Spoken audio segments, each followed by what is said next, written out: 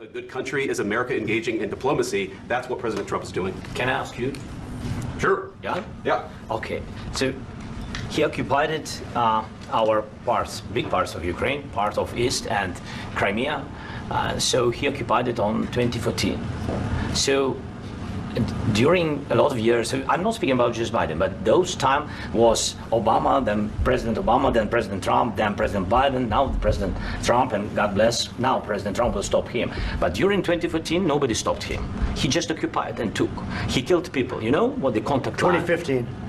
2014. 2014 and 2014. 2014? Yeah. So I was not here. Yeah, but that's exactly right. Yes, but during 2014 till 2022, yeah, the situation the same. The people have been dying on the contact line. Nobody stopped him. You know that we had conversations with him, a lot of conversation, my bilateral conversation, and we signed with him. Me, like a new president in 2019, I signed with him the deal.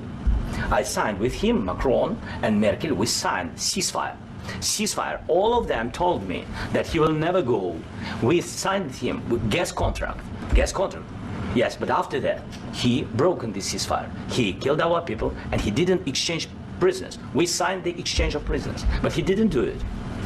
What kind of diplomacy, JD, you are speaking about? What do you mean? I'm talking about the kind of diplomacy that's going to end the destruction of your country. Yes, but if you Mr. President, with respect, I think it's disrespectful for you to come into the Oval Office and try to litigate this in front of the American media. Right now, you guys are going around and forcing conscripts to the front lines because you have manpower problems. You should be thanking the president for trying to bring it into this conflict. Have you ever been to Ukraine that you say what problems we have? I have been to. Come once. I've actually watched and seen the stories, and I know what happens is you bring them on a propaganda tour, Mr. President.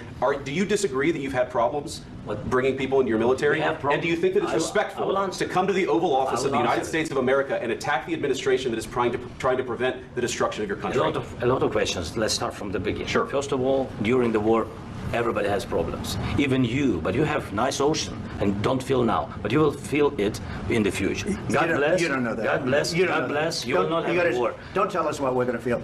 We're trying to solve a problem. Don't tell us what we're going to feel. I'm not telling you. Because you're in no position to dictate that. That's exactly what you're doing. You're in no position to dictate what we're going to feel. We're going to feel very good. You will feel influenced. We're going to feel very good and very strong. You will feel influenced. You're right now not in a very good position. You've allowed yourself to be in a very bad position, and he happens to be right about it. From the very beginning of the war. You're not in a good position. You don't have the cards right now. With us, you start having cards. Right now, you don't. You're playing cards. You're playing cards. You're gambling with the lives of millions of people. You're gambling with World War III. You're gambling with World War III. And what you're doing is very disrespectful to the country, this country. That's back to you. Far more than a lot of people said they should have. Have you said thank you once? This entire meeting? No, in this entire meeting, have you said thank you? You went to Pennsylvania and campaigned for the opposition in October. Offer some words of appreciation for the United States of America and the president who's trying to save your country. Please, you think that if you will speak very loudly about the war, He's not speaking loudly. He's not speaking loudly. Your country is in big trouble. Wait a minute. No. You've done a lot of talking. Your country is in big trouble. I know. You're not winning. You're not winning this. You have a damn good chance of coming out okay because of us. Mr. President, we are staying in our country, staying strong from the very beginning of the war. We've been alone, and we are thankful. I said thanks in this cabinet. You haven't been alone. We gave you, through this stupid president, $350 billion. We gave you military equipment, and you men are brave, but they had to use our military equipment. If you didn't have our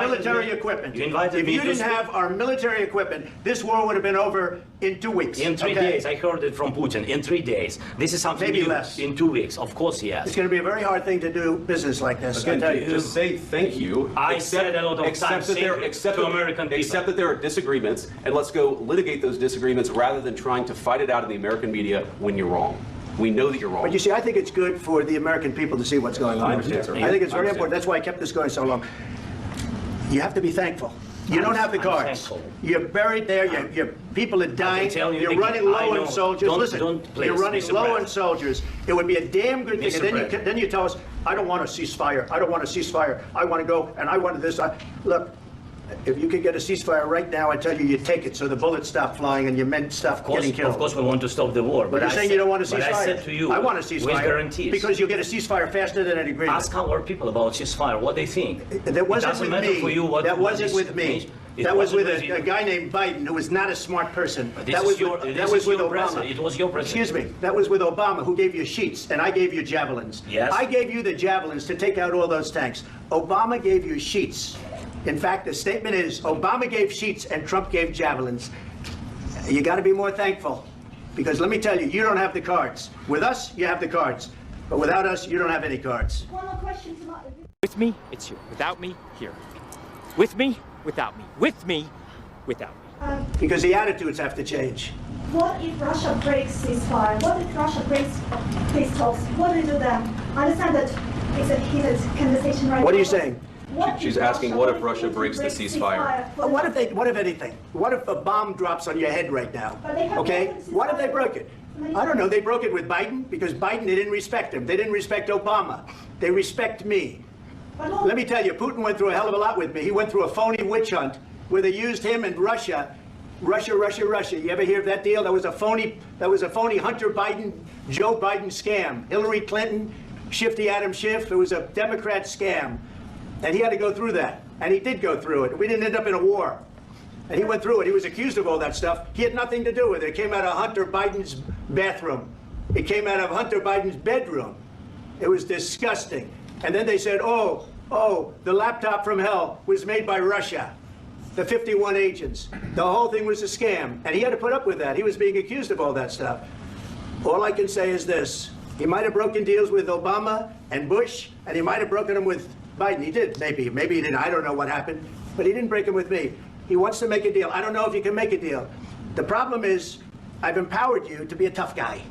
And I don't think you'd be a tough guy without the United States. And your people are very brave. But you're either going to make a deal or we're out. And if we're out, you'll fight it out. I don't think it's going to be pretty, but you'll fight it out. But you don't have the cards. But once we sign that deal, you're in a much better position. But you're not acting at all thankful. And that's not a nice thing. I'll be honest, that's not a nice thing. All right, I think we've seen enough. What do you think? Just so you understand.